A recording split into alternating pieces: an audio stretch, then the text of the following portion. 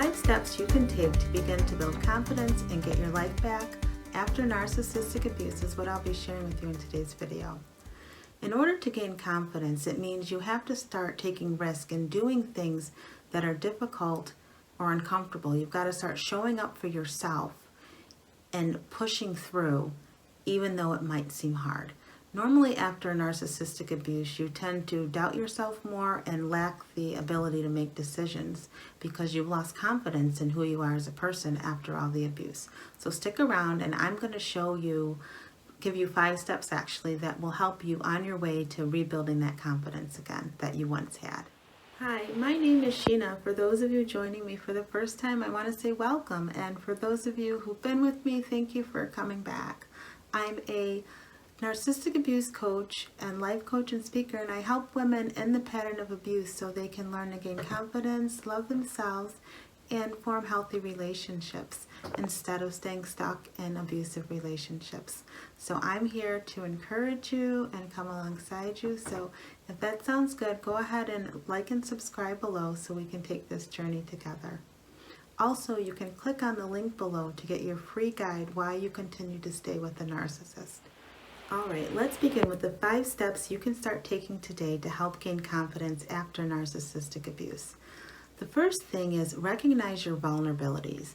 This means what things are you looking to get from people on the outside to help you feel more confident, to help you feel better about yourself. This could be affirmations from people, adoration, acknowledgement, or compliments. So what you can do if you are a person that needs compliments to help you feel more confident, you can start to give that to yourself. Wake up in the morning and start giving yourself compliments, telling yourself what it is you like about you. And this will really start to bring a shift in you not having to look outside for having these vulnerabilities met, but you can start meeting these own needs. You can start affirming yourself, acknowledging yourself in ways that build you up. Okay, so that's step 1.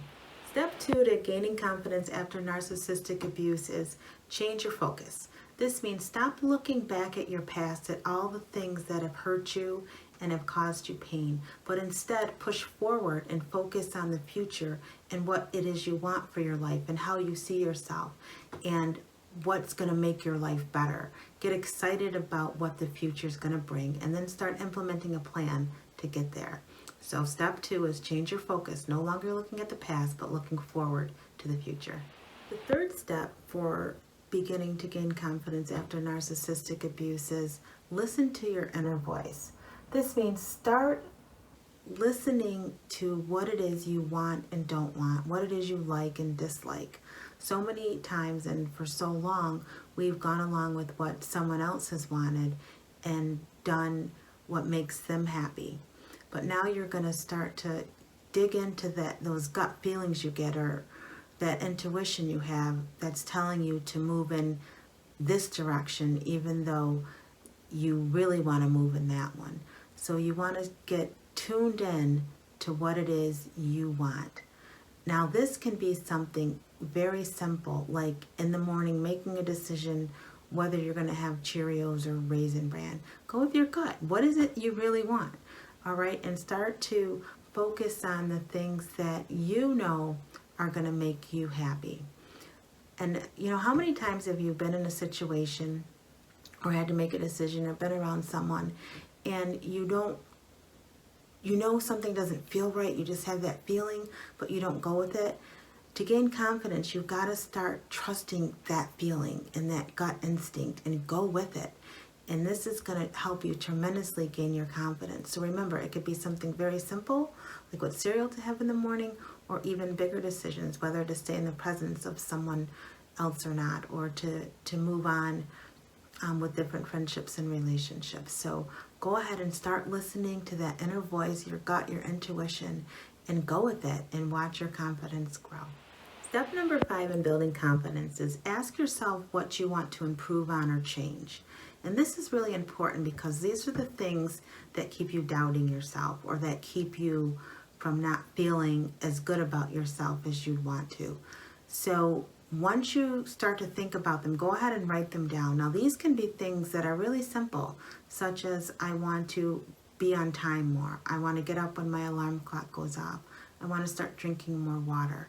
So go ahead and write your list, and then once you have it, one by one, start getting into practice of doing these things. And as you start to do them, you're going to build confidence in yourself because you're beginning to keep promises to yourself. You're beginning to tell yourself what it is you want and following through with it. Remember, so long you were in a relationship that was unhealthy, so you were going along and doing things that you didn't want or didn't line up with your morals or values. So now you're going to make a simple list of things that you want to change, and then go ahead and start checking those off and doing them, and just watch how your confidence begins to soar. The fifth step to building confidence is be patient with yourself. And this step is really important because it's going to be the step that's going to ground you and enable you to accomplish steps 1 through 4. In order to be successful in implementing these steps, your whole mindset has to change, because remember, you're coming out of a situation or relationship where you've been put down and you haven't been treated well. So you're building yourself back up. So be patient with yourself as you go through each of these steps, and realize that you are able to accomplish them. You are able to follow through with them because you matter, because you're beginning to see yourself as important, and regaining your confidence is going to become important to you. So I'm really excited for you. I know that these steps will work. They've actually helped me as I progressed in my healing journey, and I know that they're going to also help you. Let's go ahead now and recap the 5 steps you can take to regain your confidence after narcissistic abuse. Number 1 is recognize your vulnerabilities. Number 2, change your focus. Number 3, listen to your inner voice. Number 4, ask yourself what things you want to change or improve. And number 5, be patient with yourself. Building confidence after being in an abusive relationship is very difficult, but it can be done.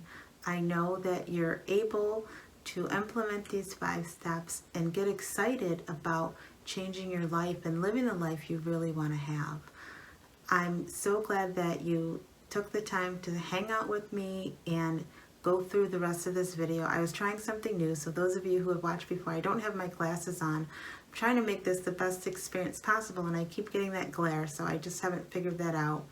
So I was being vulnerable with you today and showing you a different side of me. So anyways, if this video resonates with you and you liked it, go ahead and subscribe to this channel, and also hit the like button and continue to join me as I make new videos. Also visit shenamajor.com to get to learn a little bit more about me and to also see how we can work together. So again, thank you for sticking around to the end of the video, and remember, true healing begins with self-love. See you next time. Bye.